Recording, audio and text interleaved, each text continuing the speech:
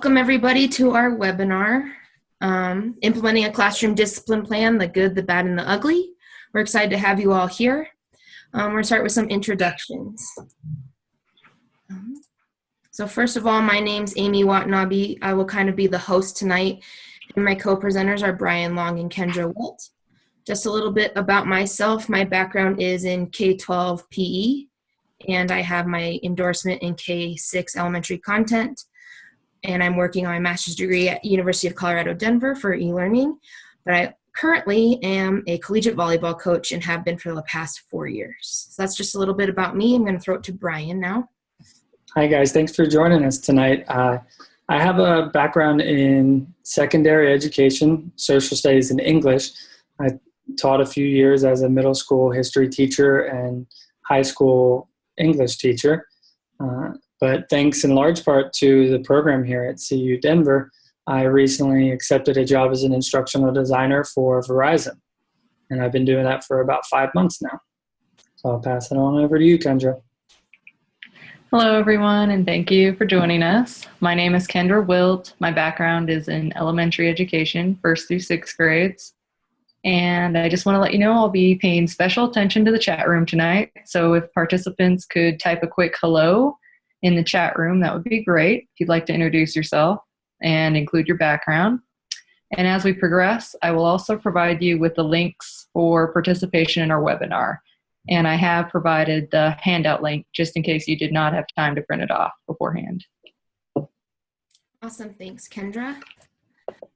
Just a couple ground rules for everyone. Please mute your microphones to limit the background noise, and this will make it easier for everyone to follow along and hear the webinar.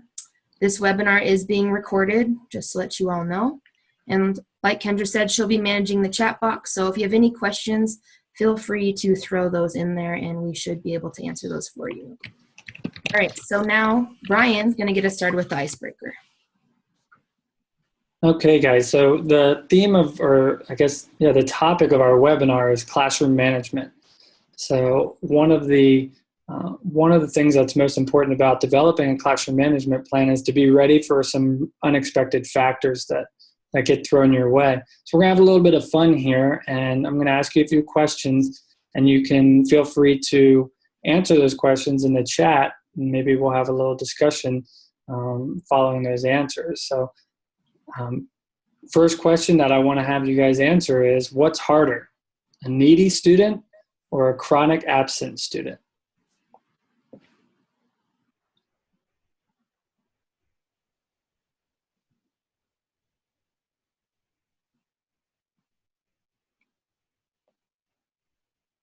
We've got a lot of absents. 1, 2, 3, 4 absents. 1, 2 needies. That's great. That's great. Does anybody who gave us the absent as their harder student to deal with want to share maybe why they chose absent over needy? Because it's funny, without having the student there, you wouldn't think that'd be a classroom management issue, considering the needy student is someone that's actually there with you.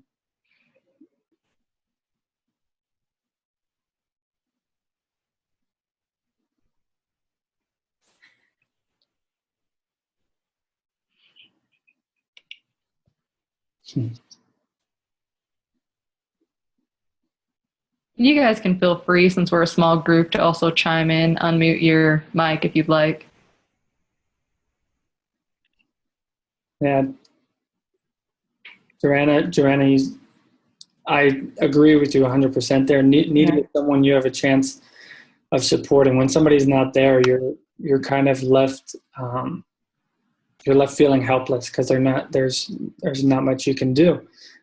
For someone who is only there once or twice a week, every time you take a step forward, you kind of feel like you might have to take 3 steps back. So that's good. That's good. A lot of good other good responses in there as well. Yeah, true about absent students, Alicia. It is hard to keep them up with the rest of the class. Mm-hmm. It makes it difficult on the entire class, not just the ones that are on absent. Yeah. It's funny how Kristen you when you talk about adults, the first thing you think of is how hard it is to deal with needy adults. I think I would agree with that from my experience. So that's funny. Okay, well let's go ahead and we'll move on to the next question then. So what drives you more insane? Side conversations from your students, or a student that's sleeping in class?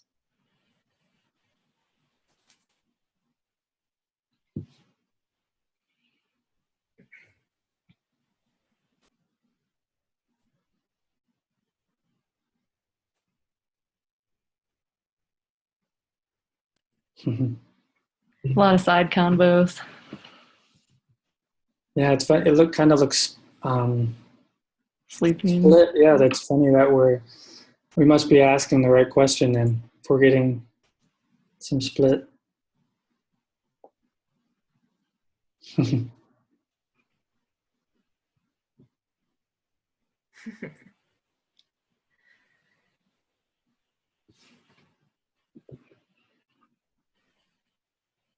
That's true. Yeah, I agree with you, Emily. I was the same way. Growing up, I always got in trouble for talking in class, and I've actually kind of switched roles now. Now when I'm with adults, I have a hard time being in a classroom full of adults that can't stop having side conversations. So I don't know if you've had that same experience. Yeah, I actually am probably more quiet now as an adult than I was. That would be me too. Exactly. I like to take in everybody else's thoughts before I start. Yep. Aloud. That's good. And Jamie, you're falling asleep in class? That's not cool. I used to. I've always been a night owl, and I really struggled with high school, like having to be there early in the morning because I would be up till 2, 3 o'clock in the morning, and then I had to be to class at like 7, and I consistently would fall asleep. Wow, yeah. And I mean, that's part of the classroom management plan too, and maybe we can discuss that later on. I mean, why is your student falling asleep in class? You know, you have a student that's a night owl, or someone who is, in high school and they're working or something like that. There's a reason why they're falling asleep. So it's important to know that about your students. That's good.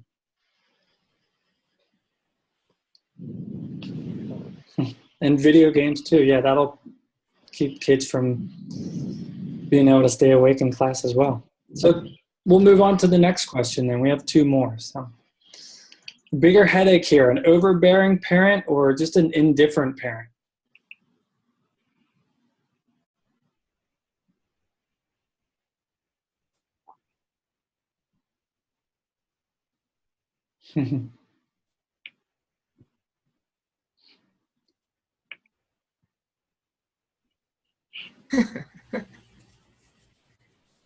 That's good.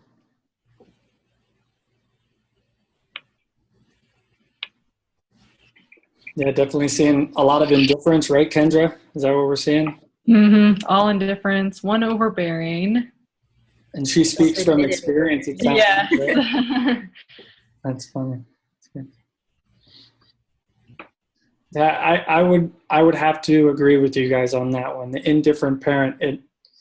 I have some experience in alt ed as well, and that was probably the most frustrating part for me. I'd find myself getting angry at the students, but then I'd constantly think back to I just have no help at home with the parents. They just don't care. They're just indifferent to the students' behavior or their performance.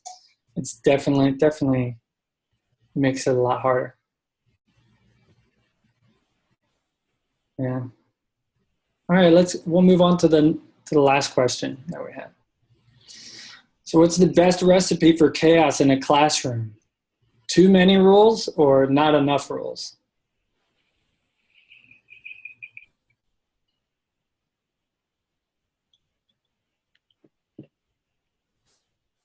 This one will be interesting because I think this will speak to what your classroom management plan might look like. I agree with Joni so far. Yeah. Can't have too many because that's overwhelming and hard to manage as well.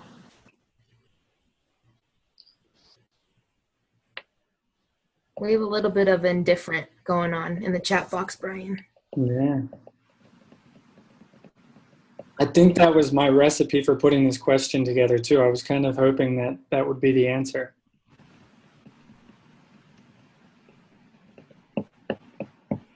That's good. That's good. Okay, so with that, I think we're gonna move on. We'll move forward with this. So just real quick, I'll just go over some of our goals for the webinar tonight. First things first, we really want you to be able to recognize when your classroom needs an intervention or a classroom management plan. And then secondly, we want to be able to identify the steps that you need to take to remain in control of that learning environment if you are in a situation where it needs an intervention. And then lastly, and this is going to be our call to action tonight, it's we want you to be able to implement a classroom management plan and have it produce positive outcomes in your classroom moving forward. So that's definitely going to be important as we go through this webinar. So keep these objectives in mind because they really are. They're going to drive the rest of our presentation, our webinar tonight. And with that, I'm gonna hand it over to Kendra, and she'll go over what our webinar is going to look like, how we're going to flow the rest of the way through. Thank you, Brian. This is our Advanced Organizer, or AO, and basically our main focus is student behavior. As we widen the lens, we shift the focus on classroom management as a whole picture and the strategies we can use to prevent or help bad behavior. As you can see, we then categorize strategies further into the good, bad, and ugly classroom scenarios, with the ultimate goal being the good classroom. All the solutions tie back into classroom management, and the outcome is the student's behavior. And with that, I'm going to hand it back to Brian to introduce our speaker on the next slide. All right, thanks, Kendra. So we were lucky enough to have Amy's brother, Kevin, who has experience as an elementary school teacher, but now he's actually the elementary dean of students at the school that he works at. And he's going to give us just a brief overview of what classroom management looks like and means to him. So if you could, you might want to turn up the volume on your laptops or computers as high as you can so you can hear the audio here. Hello, my name is Kevin. I've been an elementary school teacher for the last 8 years. Now I'm a dean of students at an elementary school. When you think about the most important things for good quality classroom management, the first is building rapport or relationship with students. Have a harder time connecting with students. So for me, it's about having a relationship with students prior to teaching them or trying to set up those classroom procedures early. Second one is having clear expectations and being able to follow and be consistent with expectations. And when they're not following those expectations, making sure that they know that there could be some consequences for that. The last one is policies and procedures in the classroom. So having a system for what when things happen in the classroom, what are kids supposed to be doing? Examples would be when the teacher's talking, what are students doing? When I need to go to the restroom, what do I need to do? When I get my work in front of me, what are those learning behaviors look like? So having those clear and consistent policies and procedures really help kids more successfully in class.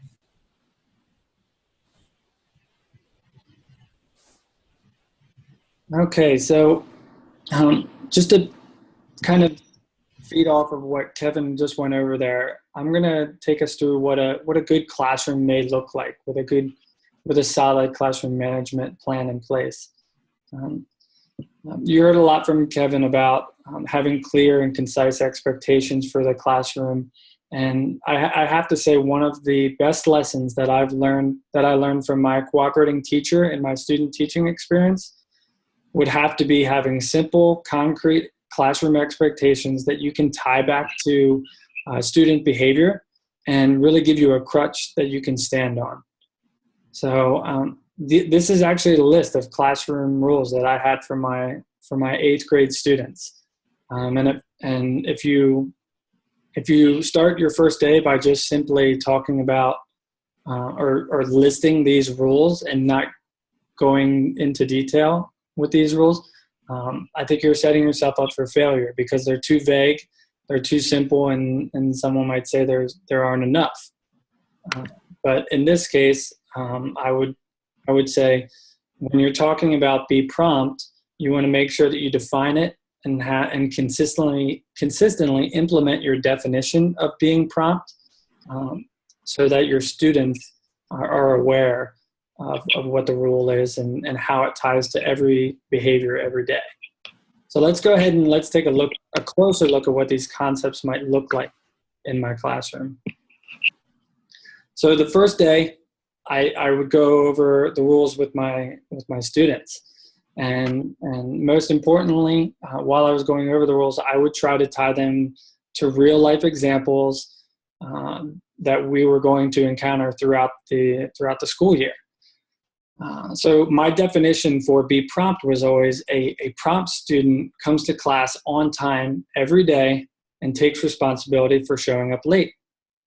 And then I would actually go into and define that for them and give them an example. So midway through the year, once the procedures were in place, students already knew what to expect when they would come to the class late. I had my classroom set up so that the front of the class was actually away from the door. In the back of the class, I had a whiteboard, and when students were to come in late, they would either just show me a pass, and I would just acknowledge it with a nod of the head, or if they didn't have a pass, oftentimes I didn't even have to say anything because the procedure was already in place. They knew what it meant to be prompt, and they would go to the backboard where I had a tardy sign, and they would just write their name there.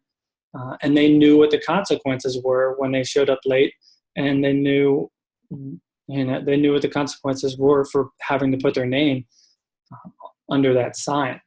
And that worked out really well for me. It was really a really simple rule. But what I did was I was able to tie it back to real life for them and really explain to them. I said, if you were to show up late for work, you may lose your job. If you were to show up late for practice after school, you may not make the team. And I was always trying to connect it back to real life. So we'll move forward. I'll go on to being prepared. Another definition. A prepared student is always ready to learn something new. This was always one of my favorite rules to cover with the class because it seemed really vague, but I would always tie it to work and assignments, missing homework assignments. So my goal every time I would explain a rule is to explain the why. And I said, so why do I need to turn to my homework? Why do I need to do my homework? How does this benefit me? And I would tell the kids, doing your homework is preparing you. It's not busy work. It's preparing you for our next lesson. And then I would tie it to real life. I worked with kids who were getting ready to get their driver's license or their learner's permits. So I would say, that car that you're getting ready to drive, how would you feel if the person who was putting on the tires for your car, if they were installing those tires, didn't do the work or prep work to know the basics of putting tires on a car? How safe would you feel getting in that car driving 65 miles per hour down the highway? And then I'd say, homework is the same way. Homework may not keep you safe, but homework is about being prepared for what's next in your life.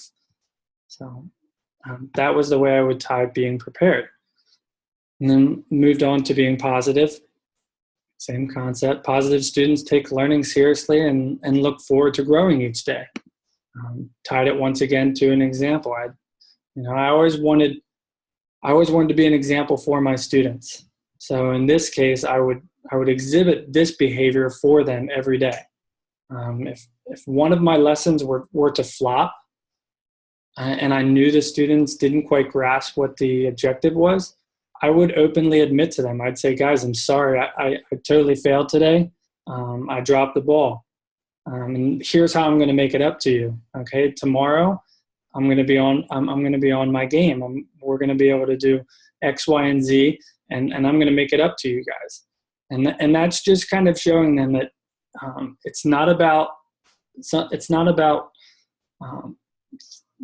failure. It's about how you react to failure that's going to define you.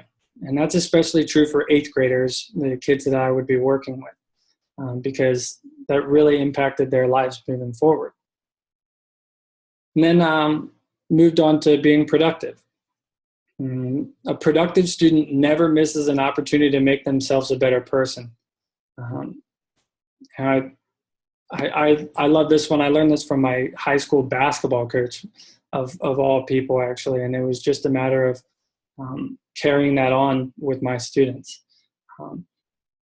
If you're not ready to learn, if you're not productive when you show up, you're only kind of selling yourself short there. And I really tried to drive that home with my students every day. And then we moved on to the last one, which was a polite student puts others' needs before their own. And this one was really huge because it was another one of those lead by example rules that I would have in the classroom. And one of the best quotes that I remember from a student, it was also one of the meanest quotes that I heard from a student, but he was complimenting one of his teachers that he really loved. And this was a student that struggled in school and really just had behavior problems. But he said something to me once, and he said, when does Mrs. Smith eat? I never see her eating lunch. She's always tutoring the dumb kids at lunchtime. And I just overheard him having this conversation with other students. And the fact that he took the time to actually acknowledge that Mrs. Smith takes the time out of her day to help other people, I just think that speaks volume. And I think if you're able to exhibit that to your students, I think they're going to follow through and admire you even more. So that's basically it. It was one of the best lessons that I learned from my cooperating teacher. These are just 5 simple rules that you can have for your classroom, but they really do. They're extremely effective if you can continue to tie them back to real life situations and be consistent in handing out discipline when they're not meeting these expectations. So that's a good example of what classroom management might look like in a classroom. I'm going to hand it off to Kendra now. Kendra is going to go over what a bad situation may look like.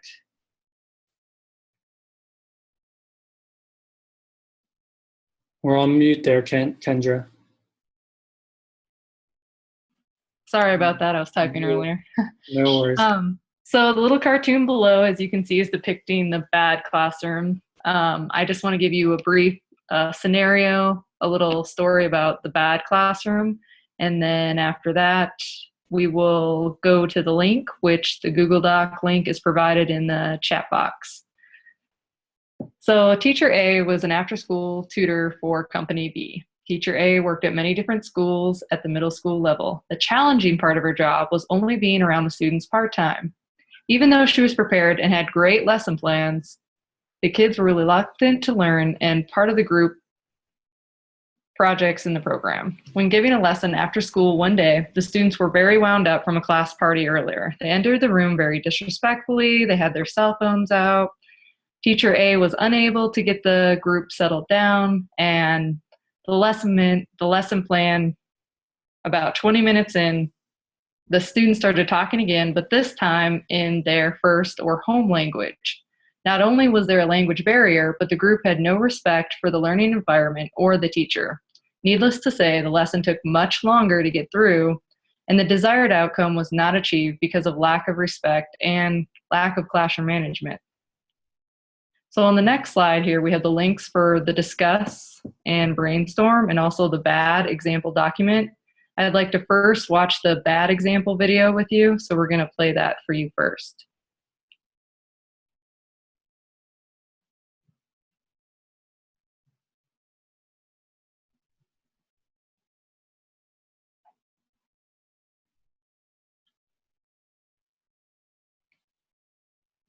Directed mode. Also, anytime you have inconsistent expectations and you don't follow through, or if you just allow students to be disruptive without calling them out, that's really time management's not good.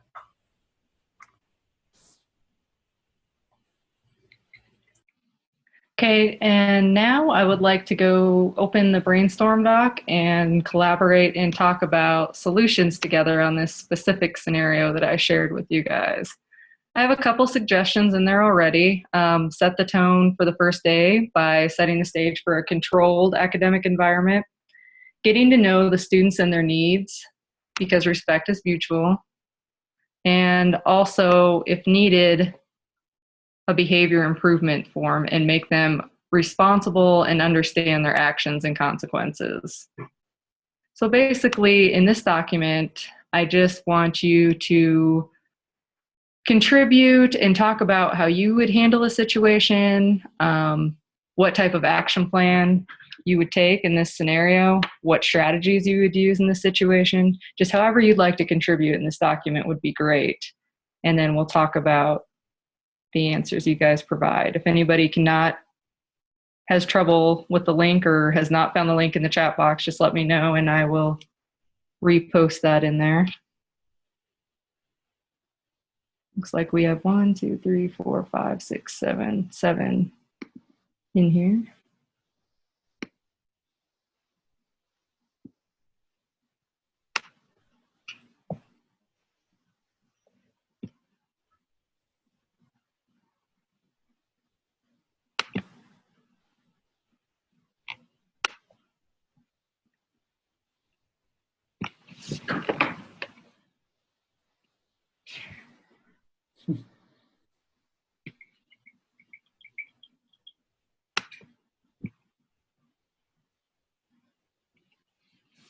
And if a lot of you guys don't have backgrounds in elementary ed or the middle school or any kind of education background, don't have experience, that's fine.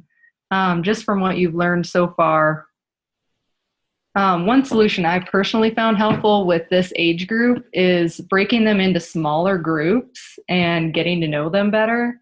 I think teachers and students getting to know one another really helps support and manage behavior better.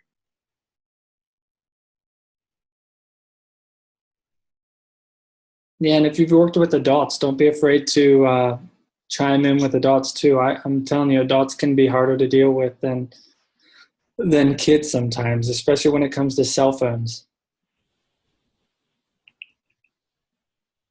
Oh, and another thing I wanted to add was also embracing positive behavior. You know, you have a certain student that might act out on a daily basis, but just acknowledging when they are contributing and helping their group and team get their work done in a timely manner. I think it's important to recognize that when needed, but without embarrassing the student in front of their peers, like, you know, just simply giving them a nod or some type of recognition after class is over, not in front of their friends, is kind of important. So also positive reinforcement. But the bottom line, I feel like, is just being assertive and responding to the situation in an assertive manner. So you're clearly stating consistent expectations every time the problem is happening.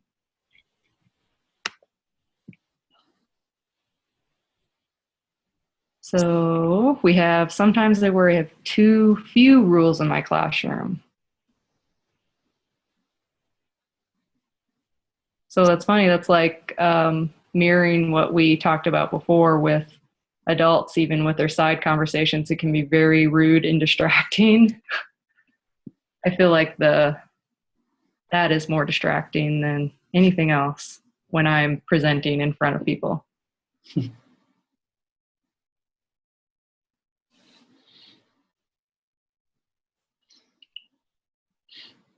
Yeah, I know, and I do know a lot of our examples are going to be revolving around school age kids, but I really do think that a lot of this can be translated to adults as well, um, for the very reasons that Kendra just outlined from Laura's response there.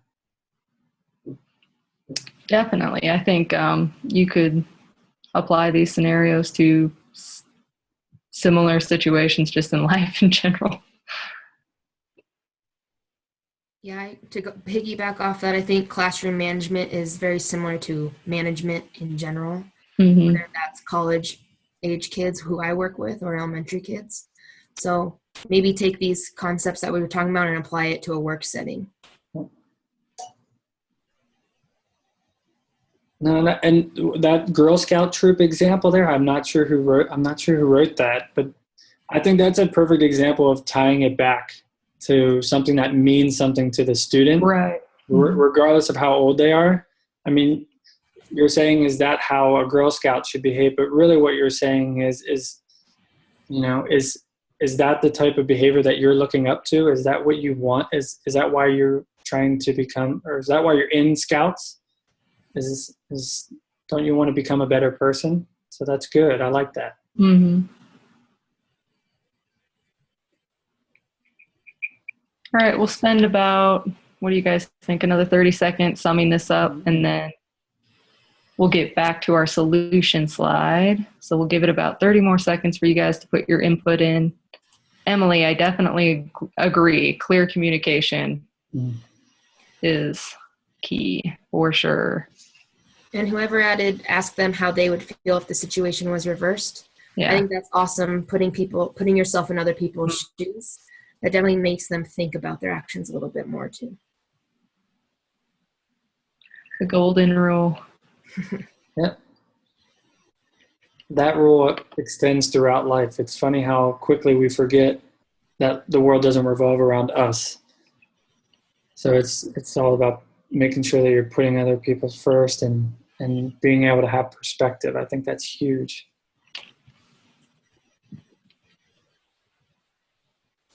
It's good.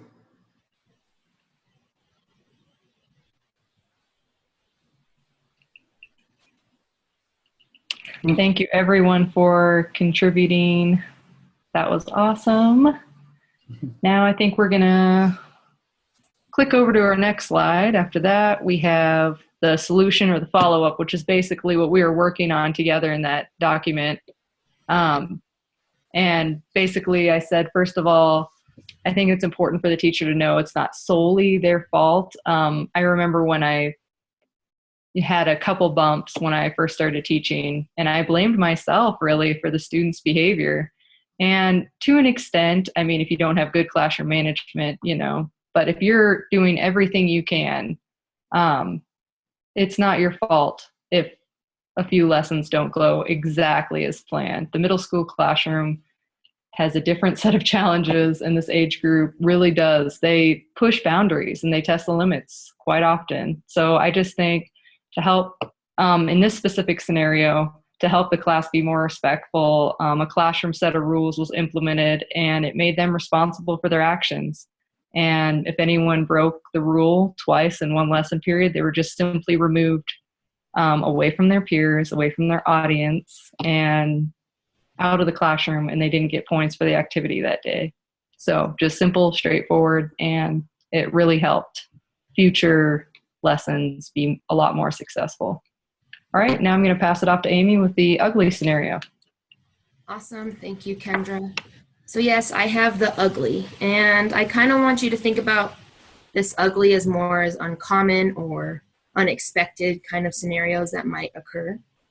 So my scenario is this comic strip. So you have a first grader named Johnny who gets brought to the dean's office for throwing a water bottle at his teacher. Once he gets to the dean's office, he's very emotional, screaming, throwing, hitting, clearing everything off of the counters, throwing chairs, all sorts of very serious behavior. It gets to the point where a special education teacher needs to come in and assist who's certified in restraints. Johnny ends up headbutting this special education teacher, kicking and screaming, continuing to act poorly. Finally, his mother shows up, and Johnny calms down and feels better. He just needed to see his mom. He just wanted to go home. So clearly, this is a very extreme situation. This isn't going to happen most likely every day. And this is a real situation that my brother actually dealt with. Their follow-up to this, they created several behavior plans that tried to keep Johnny from harming himself and others.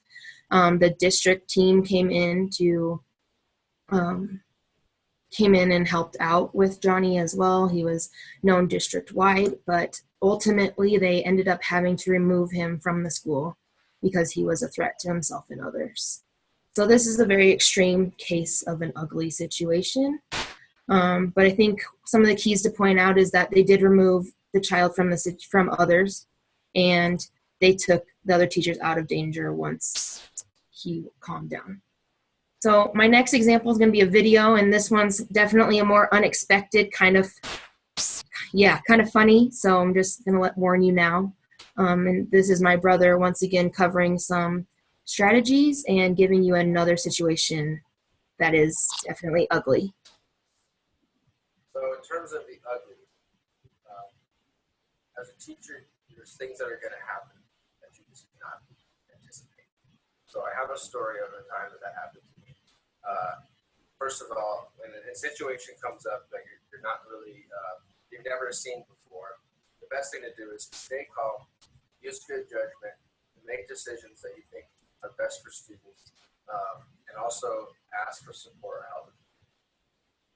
So one day, my first year of teaching, I had this student who, he was a little bit of a behavior problem. He had very disruptive in class at times, liked to talk a lot, didn't like to do a whole lot of work when he was asked to do it. And there was one day that he was trying to impress people by farting, which obviously in a classroom is not an ideal situation. So there was one day that he was in the front row sitting there, and I was up on the front smartboard teaching, and he, I could see his eyes, and he looked panicked. He looked frightened. So I just asked him, I said, "Is everything okay?" And he proceeded to stand up and announce to the class that he just pooped his pants. And so, of course, the class was an uproar and laughter. There's no way for me to try to save this particular student's dignity by making it discreet because he just announced it. So I calmly said, "Well, why don't you go to the restroom?" And so he walked right in front of everybody up to the bathroom. The door closed, and the class was still kind of laughing and amused by the situation. And I looked at them and said, "We need to be mature about this." And so I ended up actually calling support down from the office, the principal and the custodian to help me with the situation because I wanted to help the student, but I couldn't do the other kids in the classroom. So the student got support in the way that he needed it, even though it was definitely an ugly situation when we walked into the bathroom. And so, that's a situation where you're not really prepared for that. And it's a good story in terms of, retrospect, but in the moment, it's one of those things where you can't believe it. All right, so clearly a different type of ugly situation. But I think that, once again, the keys to any situation that's unexpected or unknown or uncommon is to make sure you stay calm, use good judgment, and be reasonable with your decision making, and don't be scared to ask for support.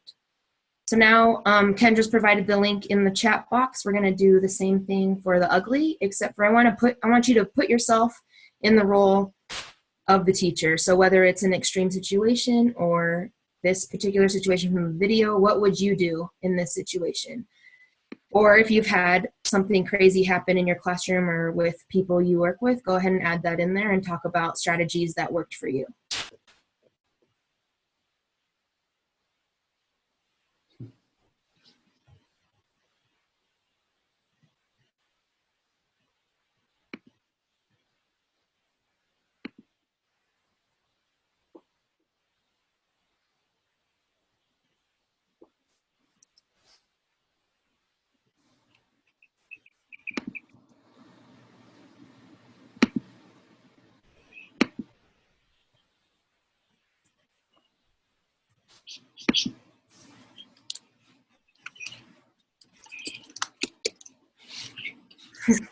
I do think suggesting counseling can count. I just don't think you can force anyone to do that, but I do think that counts as a strategy. So thanks for that. Run and hide. That's funny. Probably not going to help you out. Thanks.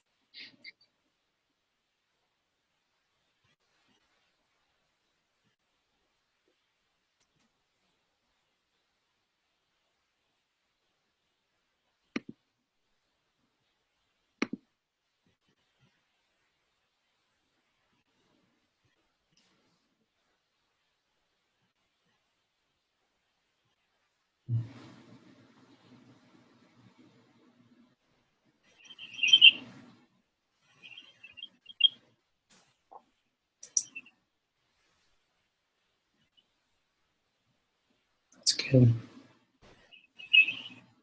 I like the do not react too much. I think that's definitely falls under staying calm and just staying composed. And I think by nature, a lot of us kind of naturally can stay calm in these situations and handle them.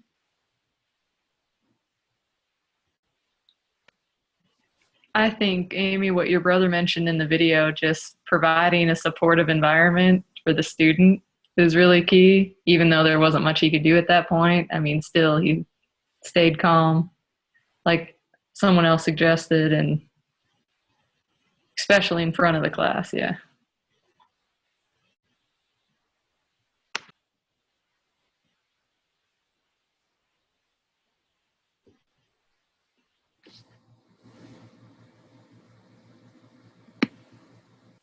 And to piggyback off Kendra, like creating a safe environment, I think that just goes with this whole webinar in general. With your classroom management, classroom discipline, creating that environment's part of that, so your kids do feel comfortable and safe and they want to behave for you.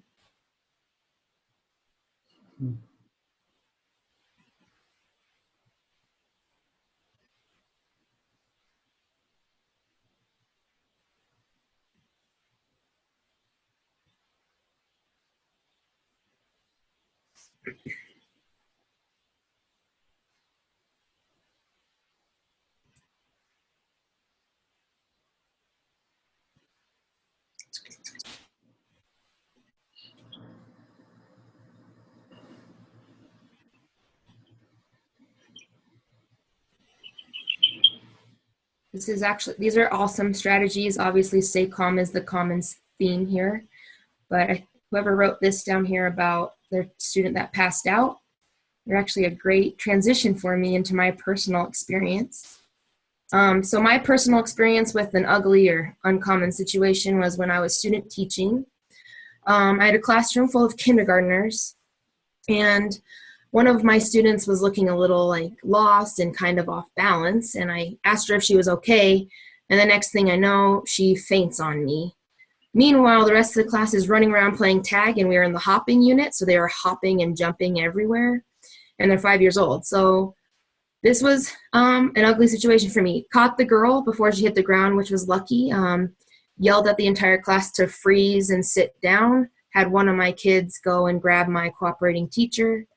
My cooperating teacher came in to assist me. She went and got the nurse. And once the nurse got in there, the nurse and I took care of the child that had fainted, got her back too, and then my cooperating teacher took over the class. So wasn't quite sure how to handle it, but natural instincts kind of just took over and you just gain control. So once again, reiterating this, staying calm, making good choices, and then asking for help. I did all those three things, and it worked perfectly for me in this situation.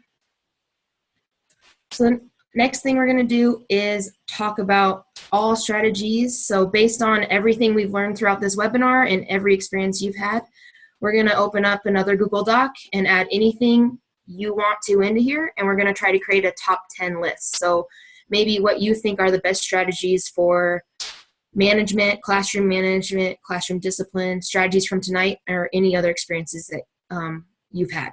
So go ahead and jump on in this Google Doc and add what you think are the best strategies.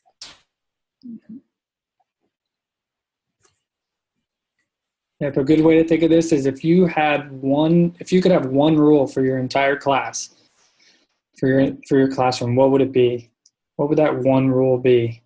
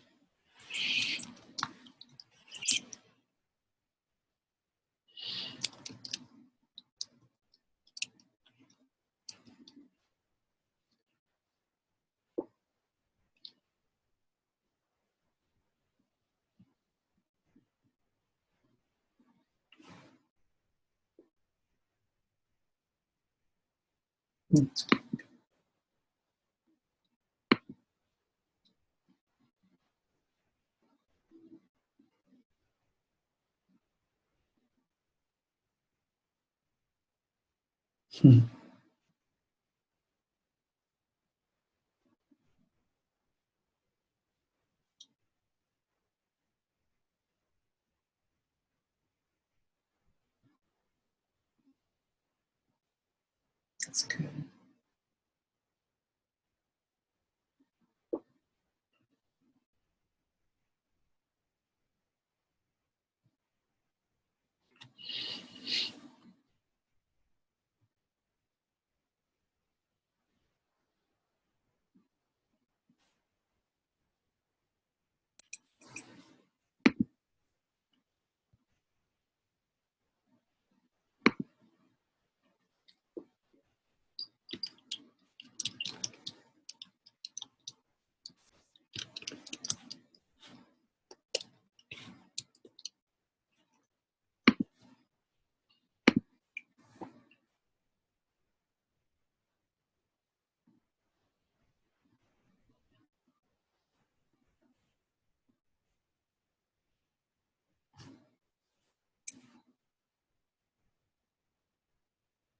Okay.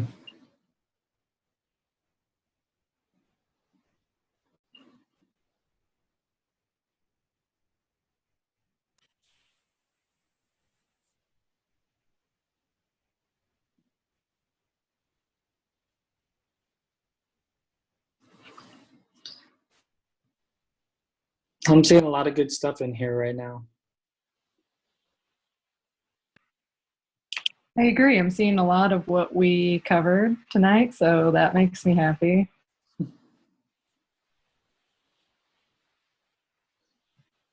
I think setting the tone on day one is definitely important for whoever added that in. I had a teacher actually that wouldn't smile till the second semester, like very stern. She definitely set the tone, so we knew what to expect. Yeah. So I think I like that strategy for multiple reasons, but first and foremost, it'll give you flexibility later on as the year goes on. If you let them escape the boundaries that you hope to set early on, it's really hard to bring them right back. It's bring them back. But if you set the tone early on, you can always become more and more lax as you develop relationships with your students, which someone has suggested here. Um, involve the students in creating the classroom rules. They're gonna buy into them more. So that's really good. And the first two, being nice and the golden rule, you know, all of that, all of that's going to tie back to how well you set that tone on day one. So I think those are great.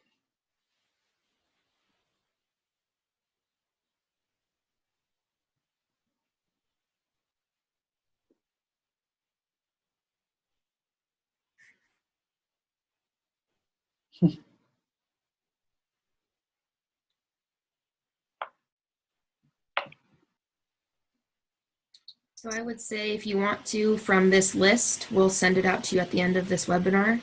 In your packet on page 10, you can pick what you think are the top 10 strategies, what you think are the most important, and write them in your handout that we've made. Yeah, it's really good. Do you guys, while we have this document up here, does anybody have a question about a strategy that we've talked about, or even a strategy that's listed on here that maybe you guys would want some extra information on? Maybe we can send out an article or some advice to you after post facto here. You can either write it in here or feel free to email either one of us, and we'll get back to you with some ideas or advice. I'm fine with doing that. Yeah, I think that's a great idea, Brian. Thank you guys for participating in that part of it. I think we'll move on here since we're going a little long on time.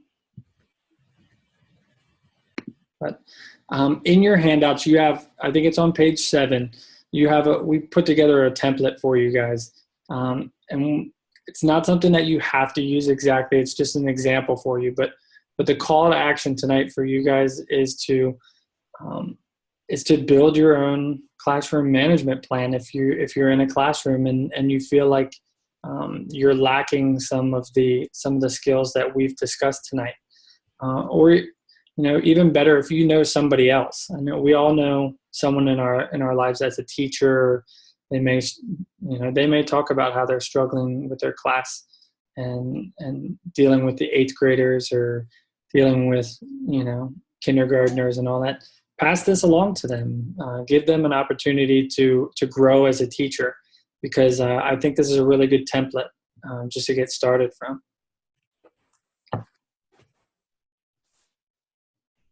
Right. So that's it for us. So we will send, if you could type your email into the chat box, that'd be awesome. And we will send you all the documents that we've created tonight and the copy of this recording of this webinar, so you can come back and review any information you need to.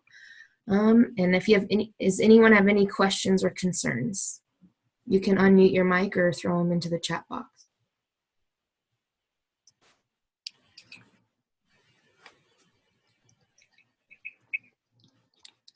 Awesome. Well, thank you so much for joining us tonight. Don't forget to get your email in the chat box so we can send you all these awesome documents we collaborated on tonight. And thanks for joining our webinar.